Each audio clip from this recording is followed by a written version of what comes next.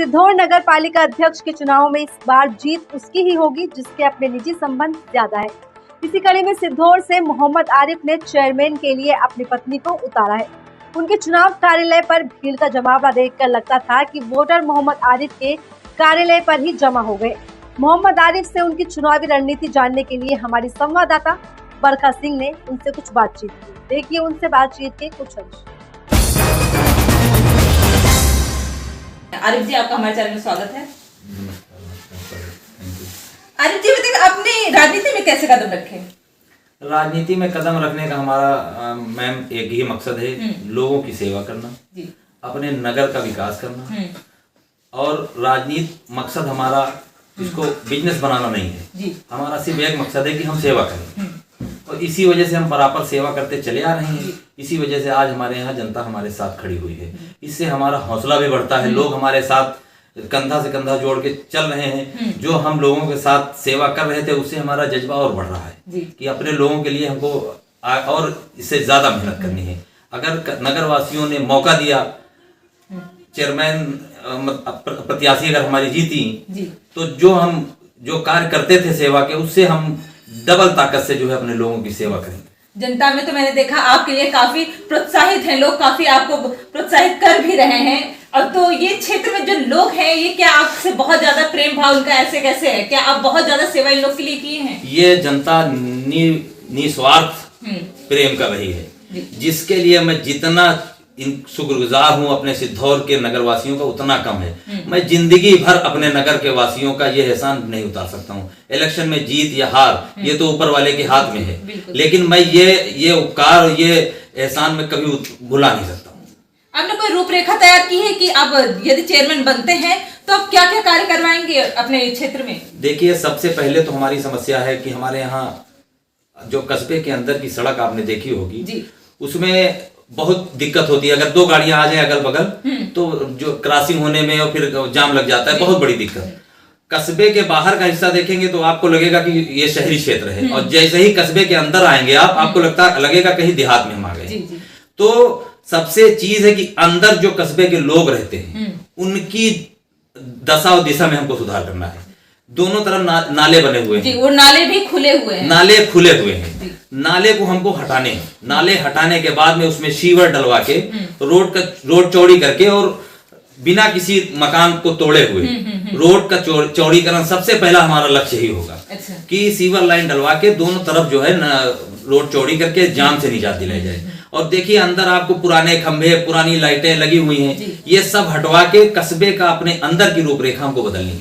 मतलब आपने पहले से ही सारा तैयारी कर ली कि क्या क्या कार्य करवाने हैं? जी। और दूसरे नंबर पर हमारे यहाँ मान लीजिए, यहाँ से हमारा जिला 30 किलोमीटर पे है। यहाँ 70% आबादी गरीब लोगों की है। कि कोई आदमी बीमार पड़ा, अस्पताल जाना है तो उसके पास नहीं है प्राइवेट गाड़ी ले जाने के लिए, तो हम सबसे पहले अपने नगर पंचायत में कम से कम 2 गाड़ियां तुरंत खरीदवा के और अपनी नगर की जनता की सेवा में लगा देंगे। एम्बुलेंस होंगी जो जाएंगी लोगों के लेके और ला के इलाज करा के उनको वापस लेके आएंगे। ये हमारा नगर पंचायत की तरफ से होगा। तो जो आपके मौजूदा चेयरमैन हैं, आपको क्या लगता है उनसे आप बेहतर तरीके से कार्य कर सकते हैं? अब हम कोशिश करेंगे। हम किसी के बारे में कोई टिप्पणी नहीं करते, लेकिन हम कोशिश करेंगे कि हम बेहतर से बेहतर काम करें।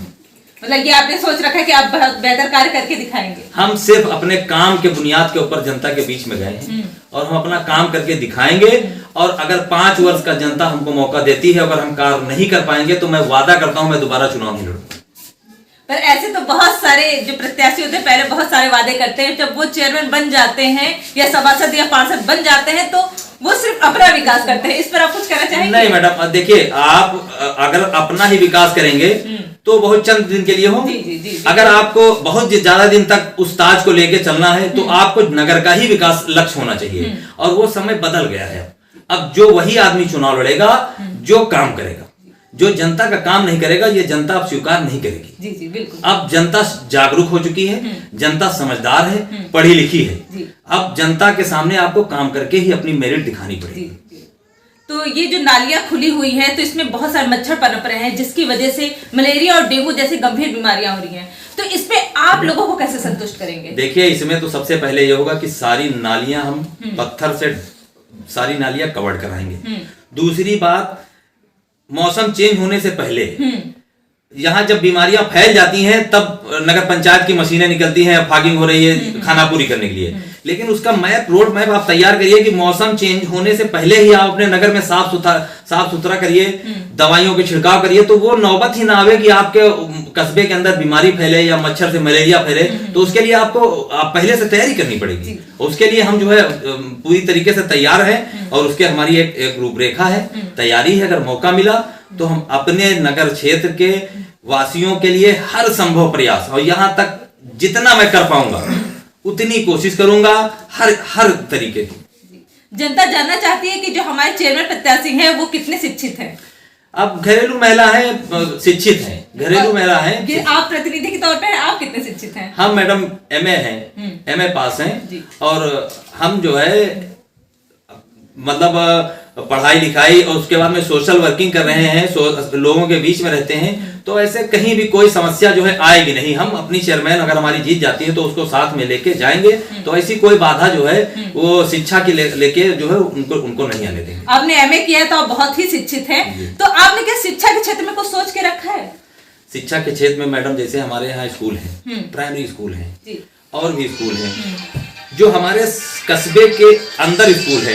अब उसके बारे में जब चेयरमैन जो भी चेयरमैन हो तो उसको चाहिए उन स्कूलों की दशा के बारे में, क्या क्या वहाँ पढ़ाई हो रही है, वहाँ बच्चों के लिए क्या व्यवस्थाएं हैं, ये भी तो हमारे नगर क्षेत्र का है मामला।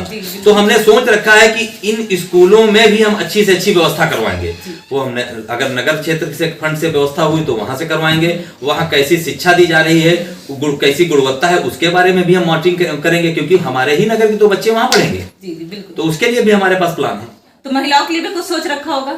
महिलाओं के लिए देखिए सबसे पहले मेन चीज तो ये है कि महिला हमारे यहाँ की मतलब जैसे महिलाएं हैं हमारी, उनको इलाज है या बच्चों का मतलब पालन पोषण करने में या इस तरीके की कोई दिक्कत होती है तो हमने कहा ना कि एम्बुलेंस वगैरह ये और यहाँ पर शौचालय की भी दिक्कत है, सुनने में आया है। नहीं, शौचालय तो बने हुए हैं लेकिन बंद पड़े हुए हैं, वो बंद पड़े हुए हैं, उसका कोई उपयोग नहीं है। हाँ, तो उसको जो है उनको उनकी दशा देखना है कि कैसे हैं, किस हालत में है।